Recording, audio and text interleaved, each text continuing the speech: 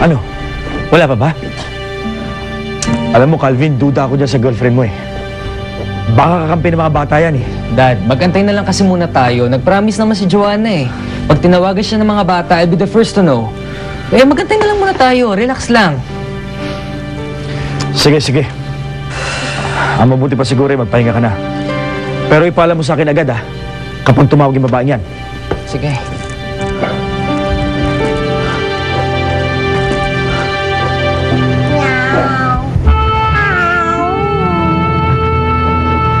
O Simon, kukusmustahin lang sana kita. Baka naman gusto mo nang ipakalmot ang mga bata. Saka alam mo ba kung nasan sila? Oo nga naman. Parang kailan lang andyan lang sila tapos biglang nag-disappearing Baka naman alam mo kung saan sila nagpunta. Mabuti nang alam natin. Just in case, handa na kayong ipakalmot sila. Wala na sila dito. Pero buti dumating kayo. Handa na akong ibigay ang balanse ko sa inyo. At may dagdag na bonus pa. Kung may babalik niyo ang mga bata dito. Aba, nag-iba ata ang ihip ng hangin. Di ba't sabi mo ay hindi kagaling ng mga bata habang nandito sa poder nyo? Hindi ka ba nakikinig? Ang sabi ko, wala mga bata dito. At tinangay pa nila si Marcela. Ang pag-aareste ang asawa mo? Dodoblehin ko ang bayad ko sa inyo. May balik nyo lang dito ang asawa ko.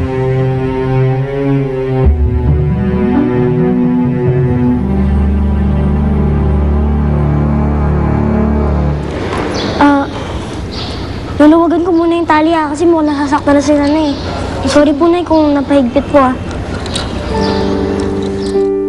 Diyos ko, alam kong mali na hinayaan kong gawin ng mga anak ko to. Pero unawain niyo po mga bata. Sabik na sila sa nanay nila. Nay, paro-paro. Paborito po yung mga yan dati. Sabi niyo pa nga po noon, magtanim tayo sa garden ng mga bulaklak para dapuan ng mga paru-paro. Opo, tama po yun, Nay. May inaalala niyo po ba yun?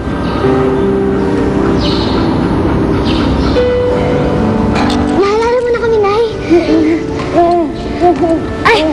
Sige. Pakulan niyo. Oo, naalala ko na kayo. Talaga po? Kaya pakawalan niyo na ako. Sige, tara. Ano ba po, Nay?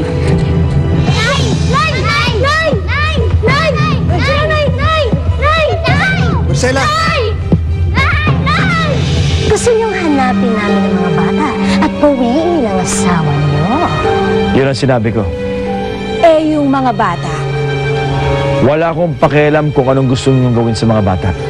Ang importante, may balik niyo dito ang asawa ko. Ayos! Makakakolekta na tayo ng bonus kapag nakuha si Marcela.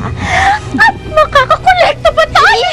Ibig niyang sabihin, Boss Simon, ay makaka-feel na kami sa inyo. Saan niyo ba huling nakita ang mga bata?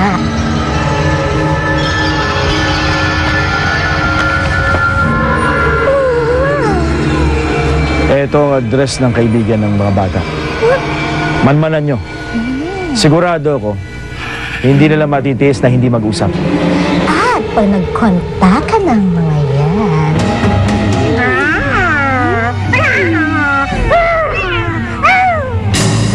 Takasan na naman tayo ni Nanay. Magkipagkabulo na naman tayo ulit. Hawain mo na nanay niyo. Hindi kasi ang tunay ko, ina. Kung maghiwa-hiwalay muna kaya tayo, para mas maraming lugar na mapuntahan natin. Huwag na, baka mamaya may maaksidente na naman sa atin. Alam ko na. Tatay, amuyin mo po si Nanay tapos sundan mo. Kailangan mahanap na natin si Nanay. Yun na nga sinasabi ko eh. Halika na. Ayun! Nay! Nay! Nanay! Nay! Nay, huwag kang umalis! Nay, huwag na umiiwan! Nay! Nanay! Nay!